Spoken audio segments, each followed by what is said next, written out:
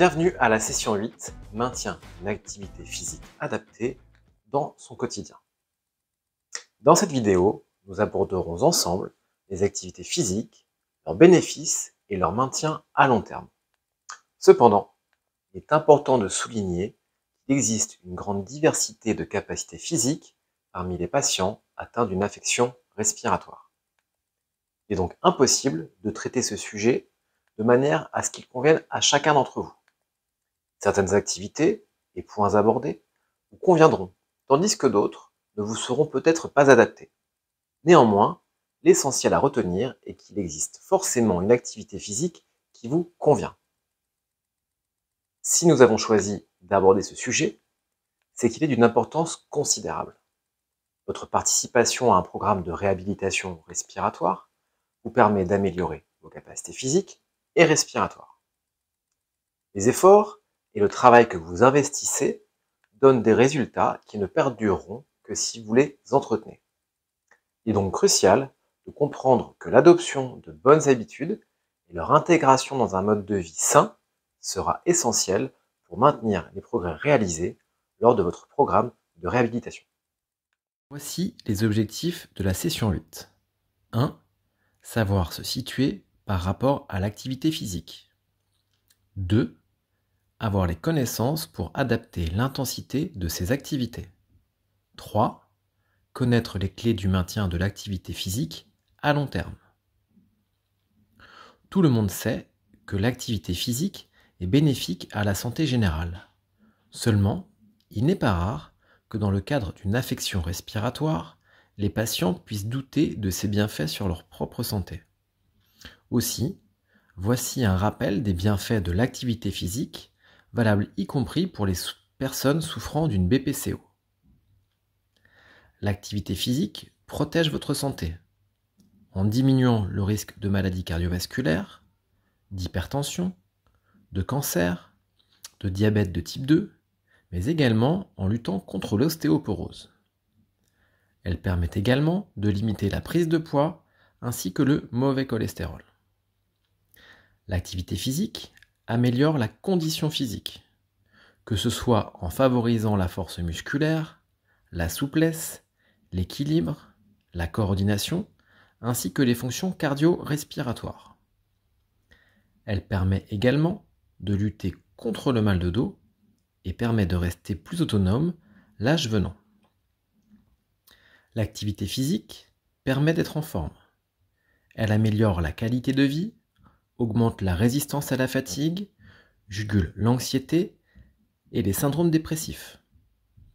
Elle favorise la relaxation et la détente et améliore également la qualité du sommeil. Aussi, et c'est là le plus important pour vous, elle améliore vos capacités respiratoires. C'est, vous l'aurez compris, un des nombreux intérêts de la réhabilitation respiratoire. Il en résulte une sorte de cercle vertueux de l'activité physique que l'on peut résumer ainsi. L'activité physique a des effets positifs sur la santé et le bien-être au quotidien. Ces améliorations sont motivantes, ce qui conduit à augmenter l'activité physique et à en tirer de nouveaux bénéfices, bouclant ainsi le cercle vertueux. C'est la raison pour laquelle plus on fait d'activité physique et plus on a envie d'en faire. Il peut être surprenant d'imaginer cela avant d'entreprendre une réhabilitation. Surtout à un moment où l'activité physique est associée à l'essoufflement, à la fatigue et à diverses difficultés. Certains patients ont même une perception négative de l'activité physique, notamment s'ils n'ont jamais aimé le sport. Et cette perception peut être renforcée en raison de leurs troubles respiratoires. Cependant, beaucoup finissent par prendre plaisir à maintenir leur santé grâce à des activités qu'ils n'auraient jamais pensé apprécier auparavant. De plus, il est important de savoir qu'il n'y a pas d'âge pour commencer une activité physique et surtout qu'il n'y a pas d'âge pour en retirer du plaisir.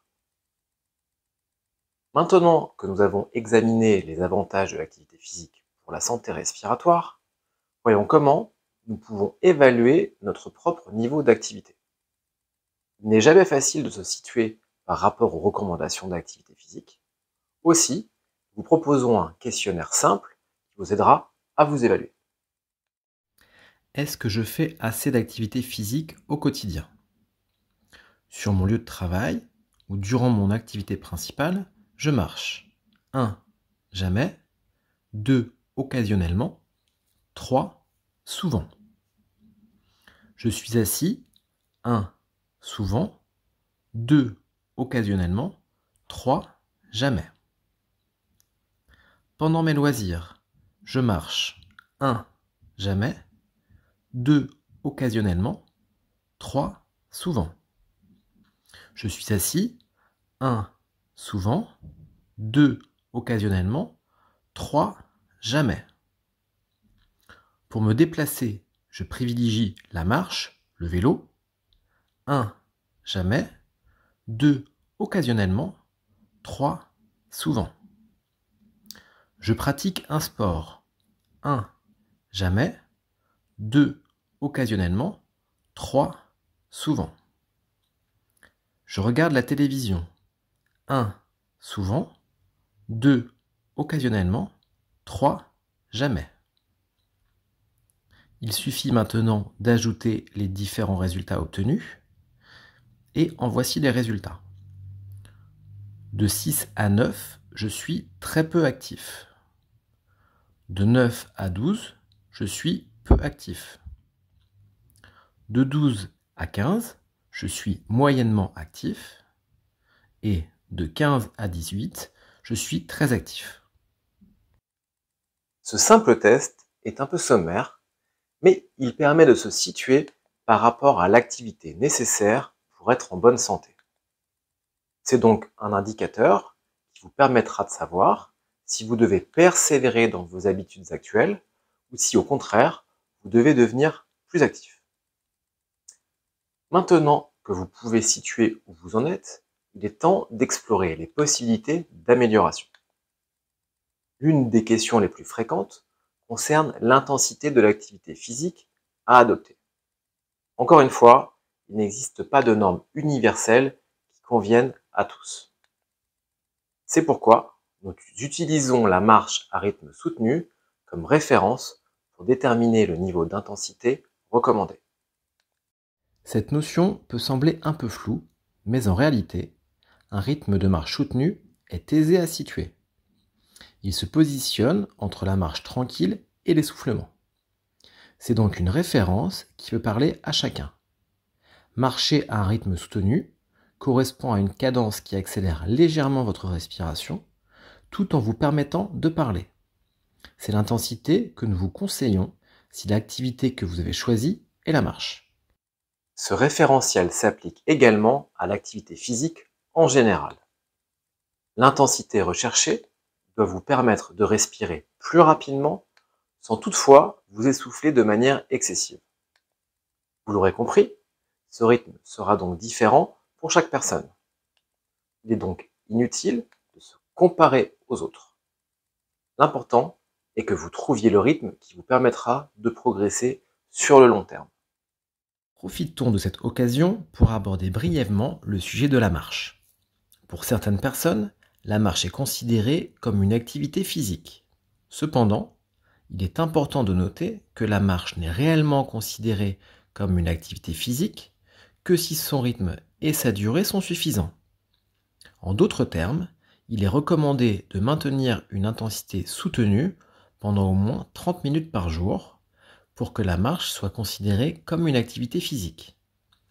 Il est donc essentiel de surveiller la durée et l'intensité de la marche si l'on veut en tirer pleinement les bénéfices sur le plan physique. Maintenant que nous avons abordé l'intensité, discutons de la fréquence recommandée pour la pratique de l'activité physique. Nous pouvons utiliser la référence suivante en gardant à l'esprit que l'intensité variera selon vos capacités. Rappelons que ce qui est considéré comme intense pour certains ne le sera pas nécessairement pour d'autres. Vous pouvez donc retenir les quantités suivantes. Pour maintenir une activité physique bénéfique, il est recommandé de la pratiquer pendant 45 minutes par jour si l'intensité est modérée, 30 minutes si elle est soutenue et 20 minutes si elle est intense, voire très intense. Il est possible de répartir cette activité tout au long de la journée. Par exemple, vous pouvez effectuer une séance de 30 minutes à un rythme soutenu en une seule fois ou la diviser en 2 sessions de 15 minutes, voire en 3 sessions de 10 minutes. Cependant, il est préférable de réaliser l'activité en une seule fois si possible. Faire ses courses, privilégier les escaliers, marcher ou faire du vélo pour se déplacer, bricoler, jardiner, faire le ménage, promener son chien. Ce sont autant d'opportunités à saisir pour favoriser l'activité physique. L'activité devient ainsi en quelque sorte un mode de vie. Abordons maintenant le choix de l'activité physique. Plusieurs éléments doivent être pris en compte pour faire un choix éclairé. Une notion nous semble essentielle dans votre choix d'activité physique, tant elle est cruciale pour maintenir une pratique régulière à long terme. Cette notion, c'est le plaisir. Trouver du plaisir dans l'exercice que vous choisissez est une façon de garantir sa régularité et sa durabilité. Cela s'applique également aux activités intenses, car si vous prenez plaisir à les faire, votre attention sera davantage portée sur l'accomplissement de l'activité plutôt que sur l'éventuelle gêne respiratoire. Un autre élément important à considérer lors du choix d'une activité physique est la cohérence. Il est crucial de prendre en compte vos capacités physiques actuelles. Certaines activités seront adaptées à vos capacités, tandis que d'autres pourraient ne pas l'être. Il se peut que vous soyez intéressé par une activité intense, voire potentiellement trop intense compte tenu de votre condition physique actuelle. Dans ce cas, il sera nécessaire d'adapter l'intensité de cette activité ou d'explorer de nouvelles options. Soyez rassurés, il existe une multitude d'activités possibles et vous finirez par trouver celle qui vous convient et vous plaît. Il est important d'écouter votre corps, de progresser graduellement et de choisir une activité qui vous permette de vous sentir à l'aise et en confiance. La cohérence entre vos capacités et l'activité choisie est essentielle pour en tirer des bénéfices et maintenir une pratique régulière. Un élément à prendre en compte lors du choix de votre activité physique peut également être la convivialité et le partage. En effet, l'activité physique offre une formidable opportunité de partager des moments privilégiés avec d'autres personnes. Cette dimension de convivialité peut être une grande source de motivation et d'entraide, notamment lors des moments plus difficiles de votre parcours. Lors de votre réadaptation, il se peut que vous ayez l'occasion de nouer des liens avec d'autres patients qui partagent des symptômes respiratoires similaires aux vôtres. Entretenir votre motivation et développer vos capacités physiques ensemble peut être bénéfique pour tous. N'hésitez donc pas à maintenir ces liens une fois votre programme de réadaptation terminé. La camaraderie, le soutien mutuel et la possibilité d'échanger des expériences peuvent être des éléments précieux dans votre parcours vers une meilleure santé. Nous vous conseillons donc de chercher des opportunités à participer à des groupes d'exercice, des clubs sportifs ou des activités collectives qui favorisent la convivialité et le partage. Pour conclure cette partie sur le choix de l'activité physique, il est important de garder à l'esprit qu'il est conseillé de ne pas se limiter aux seules activités qui influencent directement vos capacités physiques. Les activités qui ont un impact sur votre capacité respiratoire, votre gestion du souffle et votre appareil respiratoire dans son ensemble jouent également un rôle important dans l'amélioration de votre santé. En plus de vos activités physiques, vous pouvez choisir une activité qui présente un intérêt comme celui-ci. Le théâtre, l'addiction, le chant ou même jouer d'un instrument de musique avant, que ce soit la trompette, la flûte ou l'harmonica, peuvent vous apporter du plaisir tout en améliorant la gestion de votre souffle. Ces activités vous permettent de développer vos capacités respiratoires d'une manière différente, tout en enrichissant votre expérience et en ajoutant de la variété à votre routine d'exercice. N'hésitez pas à explorer ces options pour trouver celles qui vous plaisent et qui contribuent à votre bien-être global. Après avoir abordé le choix de l'activité physique, voyons maintenant les clés pour la maintenir après la réhabilitation. Réussir à mettre en place une nouvelle activité après le stage de réhabilitation est une véritable victoire en soi. Cependant, la maintenir dans la durée peut être un défi qui nécessite une réflexion approfondie. Alors, sur quoi peut-on s'appuyer pour maintenir cette activité sur le long terme et l'intégrer à notre nouveau mode de vie? Il existe plusieurs éléments qui peuvent vous y aider. La motivation est une ressource essentielle pour atteindre nos objectifs dans la vie. C'est aussi un sujet qui suscite de nombreuses questions. Comment faire pour la maintenir? Comment ne pas la perdre avec le temps? Pour répondre à ces questions, il est crucial de comprendre un élément clé. La motivation, comme beaucoup d'autres éléments, nécessite d'avoir de la ressource. Malheureusement, notre ressource de motivation est limitée. Ainsi, lorsque nous voulons instaurer une bonne habitude, nous devons utiliser notre capital motivation pour la mettre en place. C'est pourquoi il est très difficile de prendre plusieurs bonnes habitudes en même temps. L'exemple du début d'année illustre bien cette difficulté. Au 1er janvier, beaucoup décident d'arrêter de fumer, de bien manger, de faire du sport, de faire attention à leur sommeil, tout ça dans le même temps.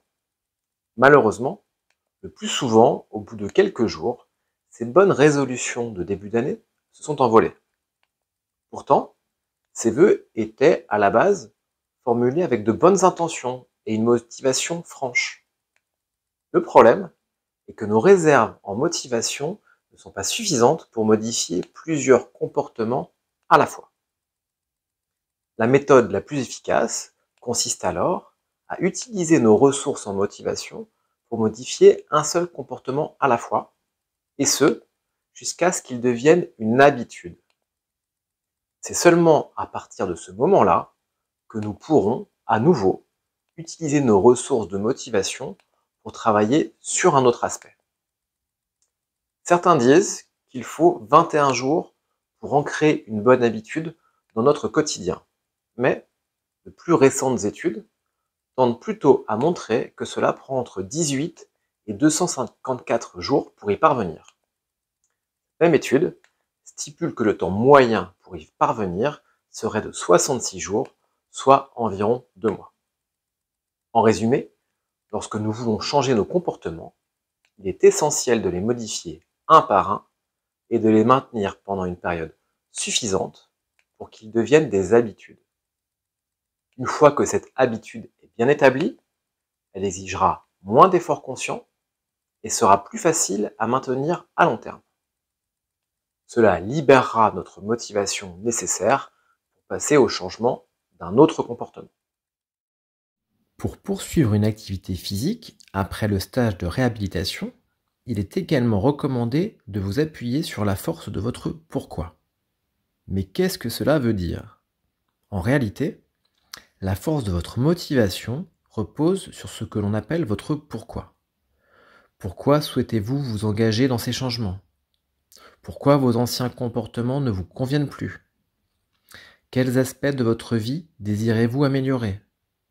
Pour qui ou pour quelles raisons souhaitez-vous apporter ces modifications? Plus votre pourquoi sera puissant, plus vos ressources de motivation seront importantes. Nous vous encourageons d'ailleurs à écrire ces raisons sur papier, car cela pourra vous aider de les relire lorsque vous rencontrerez des difficultés à vous engager. En consignant vos motivations par écrit, vous aurez une référence forte pour vous rappeler de l'importance de vos choix. Cela vous aidera à maintenir votre détermination lorsque vous ferez face à des défis ou à des moments plus délicats.